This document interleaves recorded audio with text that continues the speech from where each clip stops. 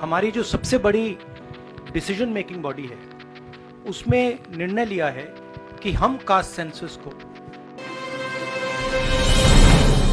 आपका सवाल था कि क्या इंडिया अलायंस भी कास्ट सेंसस को सपोर्ट करेगी, तो मैंने कहा कि देखिए कांग्रेस प्रेसिडेंट ने हमारी जो सबसे बड़ी डिसीजन मेकिंग बॉडी है उसमें निर्णय लिया है कि हम कास्ट सेंसस को इम्प्लीमेंट करें। सिर्फ ये नहीं मगर ये भी डिसीजन लिया है कि हम बीजेपी पर दबाव डालेंगे और उनसे करवाएंगे। अगर उन्होंने नहीं किया तो फिर उन्हें परे हो जाना चाहिए, क्योंकि देश कास्ट सेंसस चाहता है। अब जहां तक इंडिया अलायंस की बात है, मैं जानता हूं कि काफी पार्टी इंडिया अलायंस में इस निर्णय का समर्थन करेंगी। एक दो पार्टी हो सकती हैं जिनकी राय थोड़ी अलग हो। हमारे लिए कोई प्रॉब्लम नहीं है, क्योंकि हम कोई फैशिस्ट सिस्टम नहीं है। मगर ज्यादा से ज्यादा पार्टियां इस डिसीजन को पूरी तरीके से सपोर्ट करें। कास्ट और धर्म की बात नहीं है, ये गरीबी की बात है। हिंदुस्तान के ओबीसी, हिंदुस्तान के दलित, हिंदुस्तान के आदिवासी और हिंदुस्तान के गरीब लोग, इनके लिए यह काम किया जा रहा है। आज क्या हो रहा है, दो हिंदुस्तान बन रहे हैं, एक अदानी जी वाला और दूसरा सबका। कास्ट सेंसस साफ दिखा देगा कि हिंदुस्तान में लोग कितने हैं, कौन है, और हम वहां नहीं रुकेंगे। उसके बाद इकोनॉमिक सर्वे होगा तो हमें यह भी पता लग जाएगा कि कितने लोग हैं, धन किसके हाथ में है, धन कहां है, एसेट्स किसके हाथ में है। और फिर जैसे मैंने कहा, जो एक्सरे हमें, और मैं कहता हूं शायद इसमें मेरी भी गलती है, जो हमने पहले नहीं किया उसको अब हम पूरा करके दिखा देंगे, क्योंकि इस एक्सरे की जरूरत है। अगर हम नया पैराडाइम, नया डेवलपमेंट का पैराडाइम चाहते हैं जहां सबको न्याय मिले, उसके लिए हमें कास्ट सेंसस करना ही होगा। हमारे 4 चीफ मिनिस्टर्स हैं, 4 में से 3 ओबीसी वर्ग के हैं।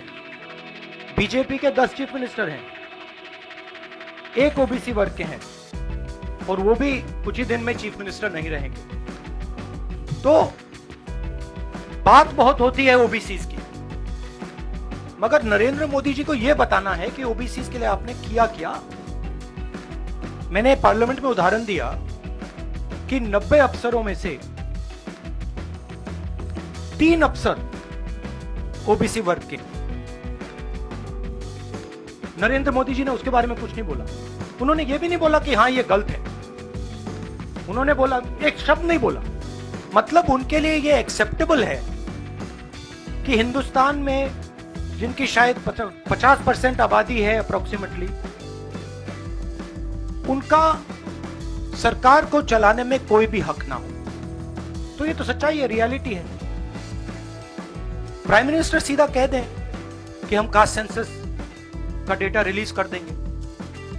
प्राइम मिनिस्टर सीधा कह दें कि अगला सेंसस कास्ट बेसिस पे होगा, वो कह ही नहीं सकते, क्योंकि प्राइम मिनिस्टर सचमुच में ओबीसी वर्ग के लिए काम नहीं करते हैं।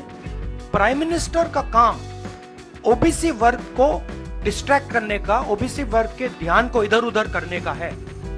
तो सच्चाई है कि ओबीसी वर्ग, दलित वर्ग, आदिवासी वर्ग को कितनी भागीदारी मिल रही है, उससे डिस्ट्रैक्ट करने का पूरा सिस्टम बना रखा है आरएसएस ने और नरेंद्र मोदी जी। और नरेंद्र मोदी जी उनके मेन इंस्ट्रूमेंट है, मतलब सेंट्रल औजार है। उनका यही काम है कि भैया ओबीसी की भागीदारी ना हो, ध्यान इधर उधर जाता जाए। माहौल बहुत पॉजिटिव है, और मैं चारों जो हमारे स्टेट्स हैं उनके बारे में कह सकता हूं। जो गहलोत जी ने हेल्थ केयर का स्ट्रक्चर जो बनाया है, शायद वो दुनिया में एक ऐतिहासिक हेल्थ केयर का सिस्टम राजस्थान की सरकार ने बनाया है। और जो काम राजस्थान की सरकार ने गरीबों के लिए किया है, ऐतिहासिक काम किया है। कर्नाटक में हमारी जो 5 गारंटीज हैं, जो सोशल प्रोटेक्शन की जो स्कीम्स हैं, वो अनमैच्ड है। आप किसी भी स्टेट में चले जाइए, आप पूछ लीजिए, आपको ऐसा सोशल प्रोटेक्शन का स्ट्रक्चर नहीं मिलेगा।